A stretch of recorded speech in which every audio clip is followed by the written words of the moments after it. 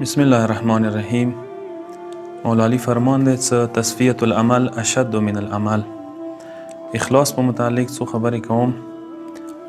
مو سره اخلاص هغه څه شی دی چې هغه ته مو د معنویات کیمیا نه ویلی شو. کیمیا یو د عمومي کیمیا څخه یو مسوي سنت نه جوړوي. یوه کیمیای قرآني دی، یو زه ورته ویلی شم د معنویات والا کیمیا چې هغه هر شي باندې ولګېږي قیمت یې ډېر زیات اوچتوي. یعنې زه داسې ویلی شم چې هغه فني شی بقي کوي، عریضي شی ابدي جوړوي، کام شی زیاتوي، انسان نه محبوب د خدای جوړوي، انسانو ته نجات ورکوي. هغه د اخلاص اخلاص د معنویاتو کیمیا دی. یعنې فنا ته بقا ورکوي. کومه پیسه چې ته خورې ځان باندې استعمالوي هغه فني دی، اما که چیرې خدای لاره کې استعمالیږي، خدای لاره کې خرج کیږي، هغه بیا بقي پاتې کیږي، هغه ته بقا میلویږي.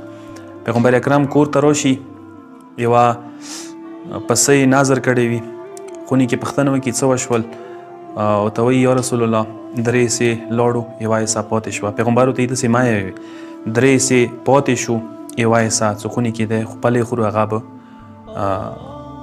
به هغه شي فني شي. نو یاد وساته کوم شی چې انسان خدای دپاره خرج کړي، فکر، سوچ، خبره، پیسه، دولت، زندگی، هغه بقي پاتې شولو. زه داسې مثال در کولی شم لکه انسان کومې پیسې چې جیب کې وچې هغه ممکنه دی چې انسان ورکې شي، ختمې شي، اما کومې پیسې چې بینک انسان کېږدی داسې وایي چې هغه بقي شولې. نو که زه یو مثال در کوم چې مثلا انسان که سلامونه کوي ډېرو کسانو دپاره، استاد ته سلام به وکړي، یا یو مشر دی، یا یو مثلا MNA دی، یا یو غټ کس دی هغه ته سلام کوي، نو کیدای شي دا سلام څه مقصد دپاره وي. اما یو انسان یو مزدور ته، یو غریب ته، یو فقیر ته، یو عام انسان ته سلام کوي، همدې دپاره صرف خدای دپاره چې یاره څه خدای دپاره یو سلام وکړم. دغه سلام کې هغه سلام کې ډېر زیات فرق دی. اخلاص هغه څه شی دی چې هغه د پروردګار عالم چې کوم ثواب دی، اجر دی، صله دی، هغه ته رشد ورکوي، زیاتوي.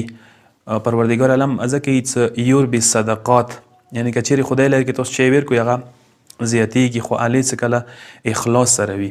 مشهور حدیث دی تصفیة العمل اشد من العمل. مولای څه عمل دوره ګران نه دی، عمل خالص کوله، اخلاص ورکې چوله ډېر ګران کار دی چې خدای دپاره کوي. ځکه حدیث دی د معصوم الناس کلهم هلکا، ټول کسان هلاک کیدای شي الا العاملون، مگر عمل والا. بیا مخکې مولای څه والعالمون کلهم هلکا الا العاملون، عمل والا علم والا کسونه هلاک کیدای شي مگر هغه څه کسان چې هغه عمل والا وي، عمل پیراوي، عمل کوي. والعاملون کلهم هلکا الا المخلصون، او عمل والا کسان هم هلاک کیدای شي مگر مخلص کسان.